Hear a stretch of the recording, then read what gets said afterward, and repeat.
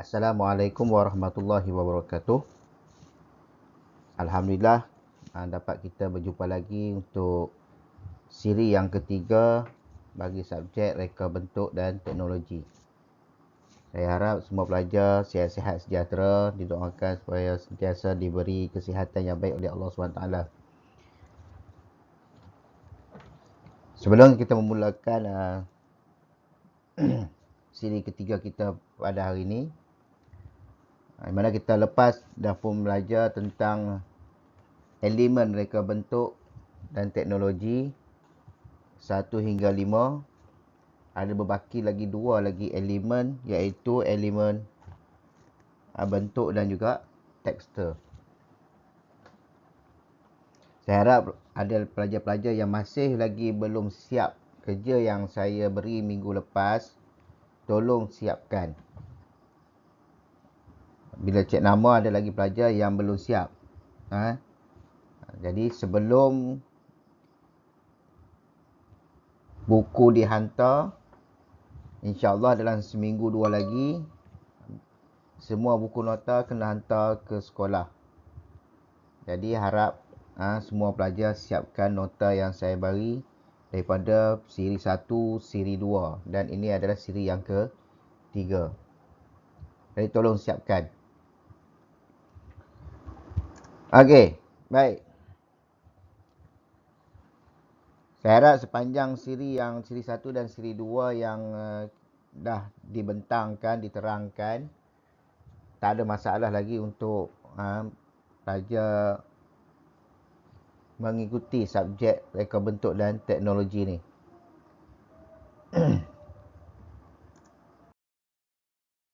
Jadi untuk elemen yang ke-6,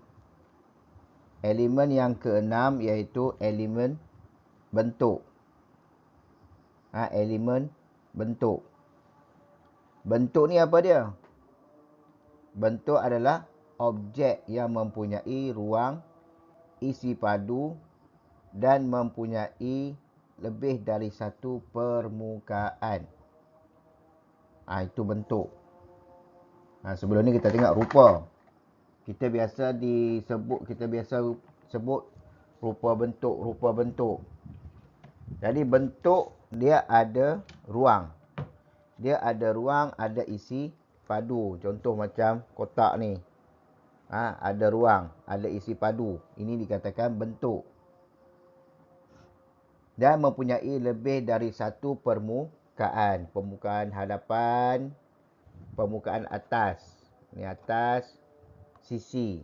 Ni sisi. Dan ini bawah. Kita nampak permukaan dia. Kita nampak permukaan. Permukaan depan, atas, sisi, bawah. Kita boleh nampak. Itu dipanggilkan bentuk. Bentuk dia ada konkret dan abstrak. Ada 2 kategori bentuk. Dan ada bentuk konkret dan bentuk abstrak. Bentuk konkret boleh dipegang macam ni. Ini boleh dipegang. Ini dipanggil bentuk konkret. Bentuk abstrak dia boleh lihat 3D. Contoh macam gambar depan tu. Gambar kotak depan kamu tu. Tu gambar 3D. Nampak. Dia ada nampak pandangan depan, pandangan sisi. Sisi tepi ni kan. Dan juga nampak pandangan atas. Itu dipanggil 3D. Okey. Dia abstrak. Lukisan. Habis tentang bentuk. Seterusnya kita pergi ke tekstur. Tekstur ni, apa yang dikatakan tekstur ni? Elemen yang ke-7. Tekstur atau jalinan merupakan teknik yang memberi impak atau kesan terhadap orang yang melihat permukaan pada lukisan atau objek. Dia beri impak atau kesan orang yang tengok objek tu. Okey, contoh tekstur iaitu kasar, licin, halus, kesat, lembut, keras, berkilat. Jadi bila texture ni, bila kita tengok satu objek, kita tahu dah dia tu sama ada licin ke ataupun kasar. Contoh macam ni kan. Ini kita bila tengok ni, kita dah tahu dah kasar. Yang ini kita tengok licin. Ini texture, dia bagi impak kepada orang yang melihat. Bila kita lihat, kita tengok, kita perhati, kita dah tahu dah sama ada benda tu kesat ke, licin ke, keras ke. Macam ni lembut kan. Di mana keras, ni keras sikit. Berkilat. Okey, tu texture. Habis ke tujuh elemen. Ingat balik elemen yang kita dah belajar. Elemen yang pertama apa dia? Elemen yang pertama, ingat balik, garisan. Yang pertama garisan, yang kedua rupa, yang ketiga saiz, yang keempat warna, yang kelima ruang, yang keenam bentuk, yang ketujuh tekstur. Tak apalah tak ikut susunan pun. Janji ingat. Jawapan tak ikut susunan tak ada masalah. Yang penting 7 elemen kena tahu. Bila soalan keluar 7 elemen tulis, tak ikut susunan pun tak apa. Okey. Habis elemen. Prinsip. Prinsip reka bentuk. Elemen dah habis 7 tadi. Selanjutnya kita masuk prinsip reka bentuk. Apa yang dikatakan prinsip reka bentuk? Tadi sebelum ni elemen. Prinsip pun. Jadi prinsip nak kena tahu juga apa prinsip reka bentuk.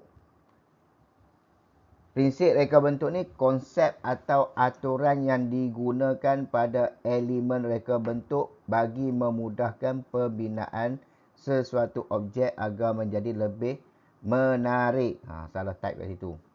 Dan memberi kepuasan kepada pelanggan. Dia bersangkut paut dengan elemen tadi. Supaya hasil yang kita buat, hasil yang kita reka, hasil yang kita cipta lebih menarik. Lebih menarik dan bila pelanggan tengok pun dia puas hati. Okey, baik. Jadi nota sebelum ni pun yang minggu pertama yang saya bagi dah saya tulis dah nota tu ada 7 prinsip.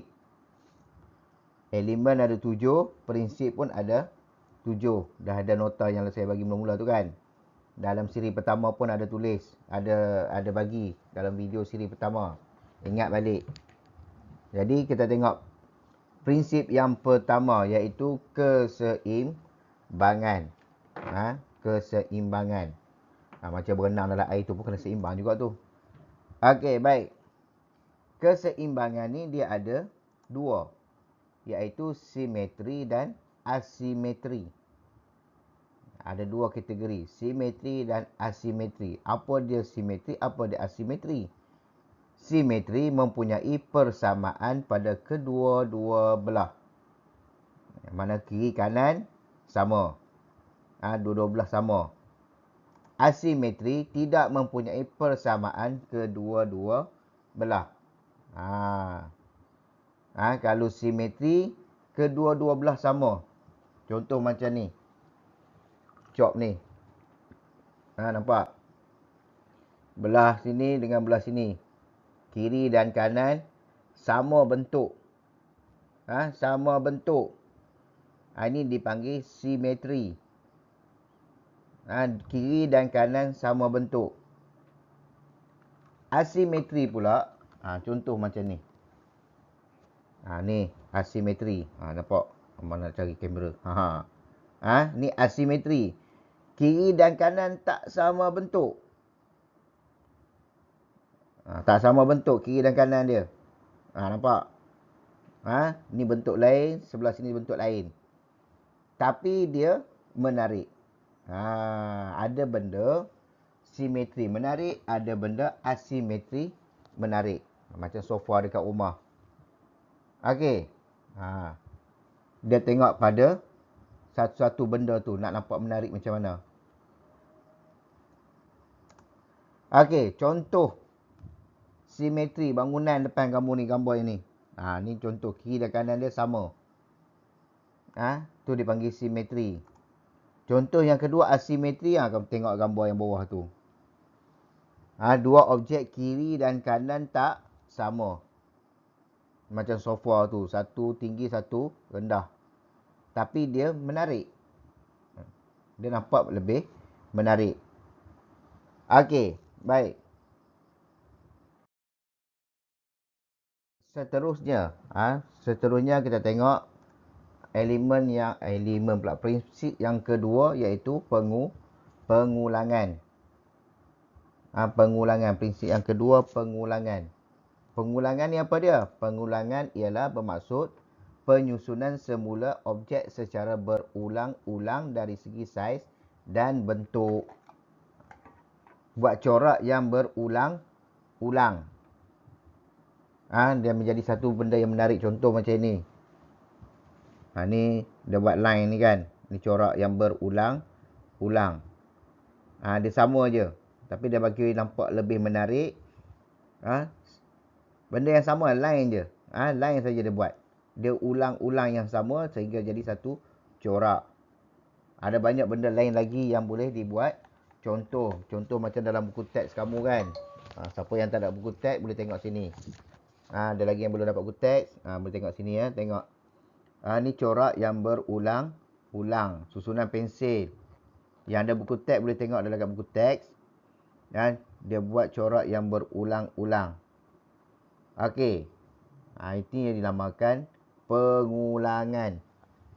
Dia ulang balik benda yang sama.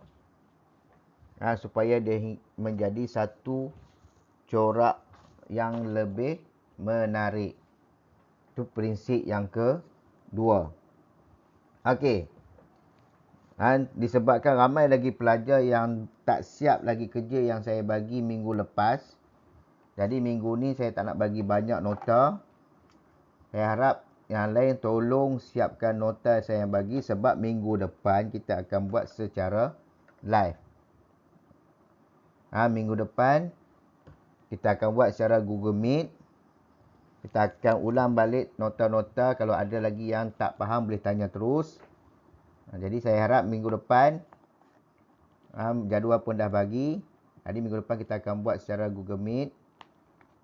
Kita akan berdepan dan kita akan tengoklah nota siapa yang dah siap, siapa yang belum siap. Jadi saya harap minggu ni tolong siapkan semua nota yang saya bagi sehinggalah elemen yang kedua ni iaitu pengulangan. Tolong siapkan. Sebab lepas ni nanti nak buat latihan pula. Habis Google Meet, kita akan buat latihan. Okey, faham? Jadi, sekadar itu dulu untuk kita pada minggu ini. Sebab tak nak bagi banyak. Tolong siapkan dulu apa yang saya dah bagi. Kita berjumpa lagi minggu hadapan secara live di Google Meet. Nanti saya akan bagi link dia. Jadi, sekian. Assalamualaikum warahmatullahi wabarakatuh.